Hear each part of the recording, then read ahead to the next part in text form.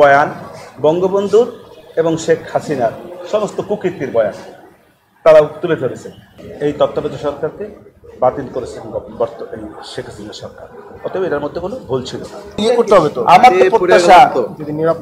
আমার প্রত্যাশা শেখ হাসিনা খালাস পাবে। আমি মনে করি সাবেক প্রধানমন্ত্রী শেখ হাসিনা একজন নিরাপরাধ ব্যক্তি। আমি বলেছি এই যে রাজাকারের নাতিপুতি শব্দটা, যে প্রাইম মিনিস্টার যে কথাটা বলেছে সাবেক প্রাইম মিনিস্টার, সেটা ঢালাওভাবে এই ছাত্রদেরকে বলেন না। এই ছাত্রদের মধ্যেও যদি কেউ থেকে থাকে তাদেরকে বলেছে উনি। কিন্তু আমি এটাও বলেছি যে মুক্তিযুদ্ধের কোঠাটাকে সমন্বয় করা, কমিয়ে আনা, এই সদিচ্ছা তার ছিল।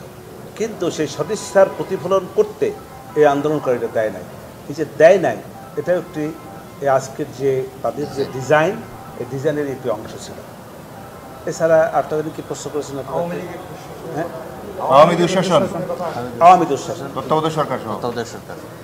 দুঃশাসনের প্রেক্ষাপটে আমি বলেছি একটি রাষ্ট্র শাসন কার্যক্রম চালায়, সেই শাসন কার্যক্রম চালাতে গিয়ে তার ইচ্ছা সবসময় সদিচ্ছা হিসেবে থাকে। সদিচ্ছায় তারা আইন প্রণয়ন করে এবং সেই অনুযায়ী রাষ্ট্রকে পরিচালনা করার জন্য চেষ্টা করে, এবং এই সরকারও তা করেছে। চেষ্টা করতে গিয়ে কিছু ভুল ত্রুটি হতেই পারে, কারণ এটা কোনো মানুষই ভুলের ঊর্ধ্বে না, কোনো সরকারি ভুলের ঊর্ধ্বে না। এইসব ভুল ত্রুটি সব সরকার আমলে হয়েছে, এই সরকারের আমলেও কিছু হয়েছে। কিন্তু যে ভুল ত্রুটিগুলি হয়েছে সেইটাকেই শুধু প্রাধান্য দিয়ে এর চাইতেও যে বেশি ভালো কিছু তৎকালীন সরকার করেছে 15 বছরে, সেই ভালো কিছুর কোনো রকমেরই কোনো প্রমাণ তারা তাদের ফর্মাচার্যে রাখেন নাই। এবং তারা শুধু তাদেরকে এক ধরনের গীবত শব্দ অবশ্য আমি কোর্টে বলি নাই, এখানে বলছি, শুধু 15 বছরের শেখ হাসিনার শাসনের গীবতই করে গেছে। কিন্তু তাদের যে সমস্ত ভালো জিনিস ছিল, যেমন পদ্মা সেতু, মেট্রো রেল, কর্ণফুলী টানেল, তারপর এলিভেটেড এক্সপ্রেস সহ আরও বিভিন্ন রকমের যে উন্নয়ন, সারা বাংলাদেশে যে সমস্ত উন্নয়ন করেছে, একটি দেশকে মধ্যম আয়ের দেশ হিসাবে রূপ নেওয়ার যে তার সর্বোচ্চ প্রচেষ্টা, এবং সে ঘোষণাও দিয়েছিল, এই যে বিষয়গুলি সেগুলোকে ইগনোর করে তাদের ত্রুটি বিচ্ছুতিকেই শুধু তুলে ধরেছে। অতএব শুধু এখানে বিচার্য বিষয় হলো এই ট্রাইব্যুনালের যে balance of convenience and inconvenience.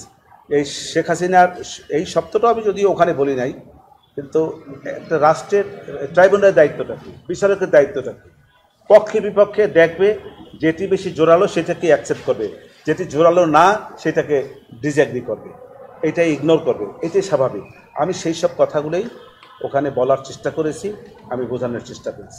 আপনি যেটা বলেছেন যে সব জেলা থেকে আসে নাই এই অভিযোগ করতে আসেন, এবং একজনের জায়গায় দুজন হলেও এটা গ্রহণ করা হতো।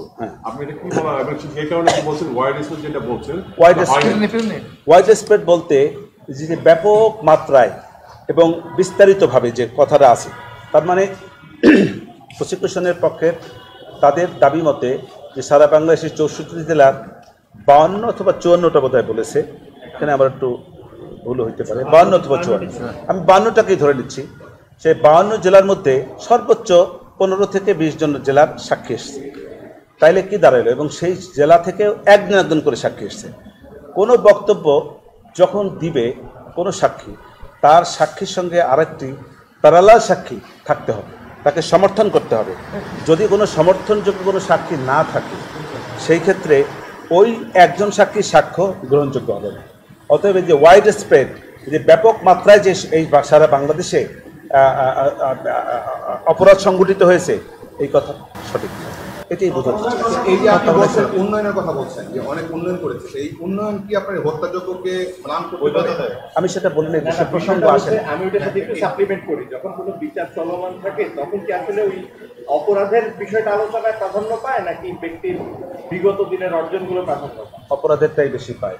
কিন্তু যেহেতু ফর্মাল চার্জে রাষ্ট্রপক্ষ তাদের যে এই যে প্রেক্ষাপট, পটভূমি নিয়ে আসছে, যে পটভূমি হিস্ট্রিটা নিয়ে আসছে, একটা জিনিসটা এখানে এরকম দাঁড়িয়েছে যে বঙ্গবন্ধু শেখ মুজিবুর রহমান থেকে শুরু করে তারা এই পর্যন্ত শেখ হাসিনার আমল পর্যন্ত এনেছে, এবং এই শেখ হাসিনার আমল পর্যন্ত সমস্ত বয়ান বঙ্গবন্ধুর এবং শেখ হাসিনার সমস্ত কুকীর্তির বয়ান তারা তুলে ধরেছে।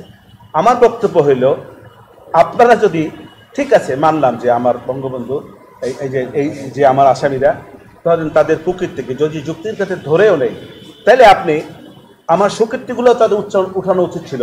পাশাপাশি অন্য যে সমস্ত সরকার ছিল তাদের যে কুকীর্তি ছিল সেগুলো আপনি তুলে ধরতেন, তাইলে না পটভূমিটা সঠিক হইতো।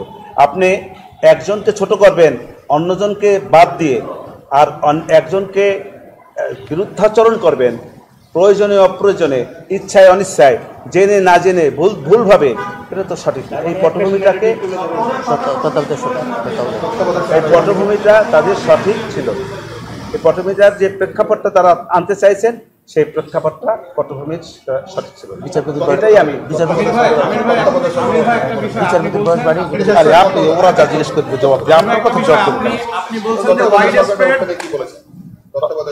তত্ত্বাবধায়ক সরকারের কথা বলেছি যে তত্ত্বাবধায়ক সরকার আন্দোলনটা এই প্রাইম মিনিস্টার ছিল, সাবেক প্রাইম মিনিস্টার তারই আন্দোলনের ফসল, এবং সেই আন্দোলনের পরবর্তীতে প্রথম সরকার গঠন হয় বেগম খালেদা জিয়ার সরকার, তৎপরবর্তী সরকার গঠন হয় শেখ হাসিনার সরকার, তার পরবর্তী সরকার গঠন হয় বেগম খালেদা জিয়ার সরকার। এই যে বেগম শেষের তৃতীয়বারের যে বেগম খালেদা জি যে সরকারের আমলে সেই সময় একটি আইন করা হয়, বিচারপতিদের বয়স বাড়ানো হয়। কেন বাড়ানো হয়? তৎকালীন যে বিচারপতি বিএনপির পক্ষে থাকবেন এরকম একজন বিচারপতিকে তত্ত্বাবধায়ক সরকারের আমলে যাতে উনি শেষ প্রধান বিচারপতি হিসেবে থাকতে পারেন তারই নিমিত্তে একটি আইন করা হয়, বয়স বাড়ানো হয়। অতএব এই জায়গাটা থেকে তত্ত্বাবধায়ক সরকারের যে কনসেপ্টটাকে তৎকালীন সরকার কলুষিত করেছে। এই কলুষিত হওয়ার প্রেক্ষাপটেই এই তত্ত্বাবধায়ক সরকারকে বাতিল করেছেন শেখ হাসিনা সরকার। অতএব এটার মধ্যে কোনো ভুল ছিল না। আরও বলেছি এটা শেখ হাসিনা করেন নাই, এটা করেছেন মহামান্য হাইকোর্ট। আপনি বলছেন যে এটা ওয়াইড স্প্রেড এবং সিস্টেমেটিক হয়নি। যদি প্রধান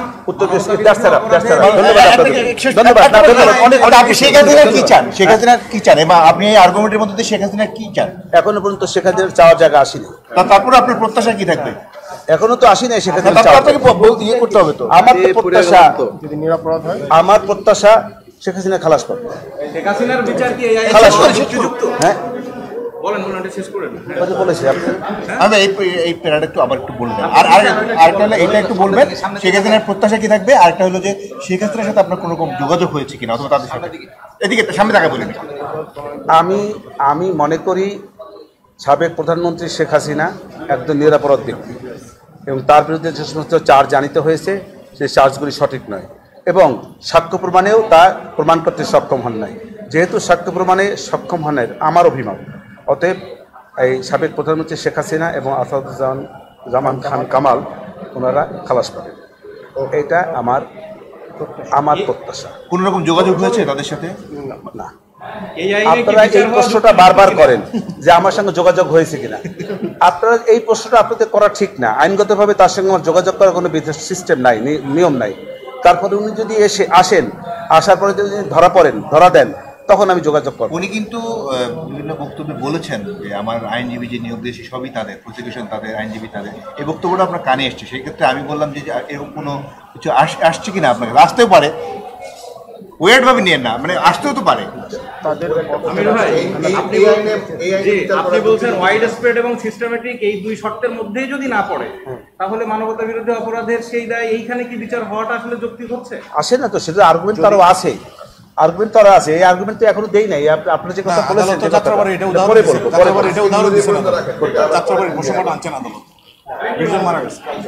আজকে থাকা তা বলতে পারবো না, আমি বলতে পারবো।